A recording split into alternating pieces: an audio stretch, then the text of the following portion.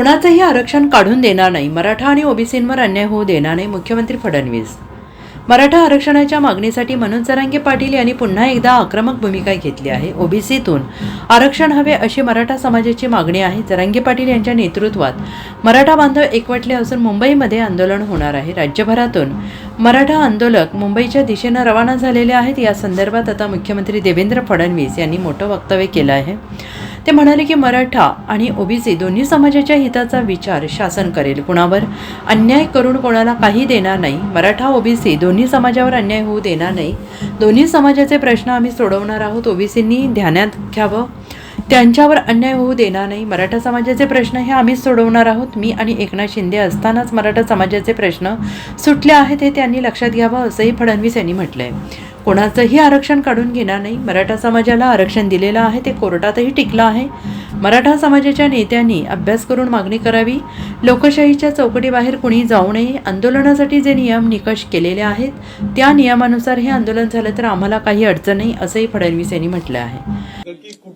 आता मला त्याचं उत्तर तर जे मागणी करतात तेच देऊ शकतात. आज आपल्याला माहिती आहे की जवळपास 350 जाती ओबीसी मध्ये आहेत आणि आपण बघितलं तर समजा आता मेडिकलच्या ऍडमिशनचं बघितलं तर मेडिकलच्या ऍडमिशन मध्ये ओबीसीचा कट ऑफ एससीबीसीच्या वर आहे आणि एससीबीसीचा कट ऑफ ईडब्ल्यूएसच्या वर आहे.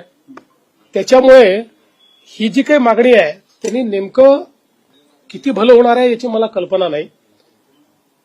आपण जर नीट आकडेवारी बघितली तर मराठा समाजाच्या हिताचं काय आहे हे आपल्या लक्षात येईल. मात्र मराठा समाजाचे जे नेते आहेत त्यांचीही पण ही जबाबदारी आहे की त्यांनी मराठा समाजाच्या हिताचा अभ्यास करून त्या ठिकाणी मागणी केली पाहिजे. एक गोष्ट निश्चित आहे की जर एससीबीसी असेल किंवा ईडब्ल्यूएस असेल तर राजकीय आरक्षण मिळणार नाही.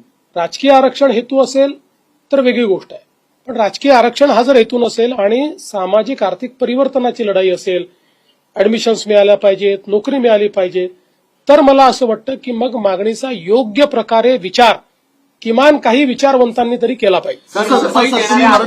उद्धव ठाकरे असतील, शरद पवार असतील, ते देखील आता पाठिंबा देताना पाहायला मिळतात. काय या आंदोलनाला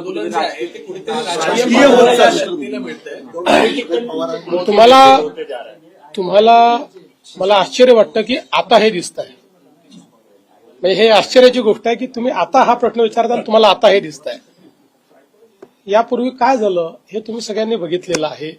आजही आंदोलनाकरता रिसोर्सेस उभे करणारे कोण आहेत वगैरे हे सगळं आपल्याला पाहायला मिळत आहे. पण ठीक आहे, माझं म्हणणं काय, आमच्याकरता हे आंदोलन राजकीय नाही.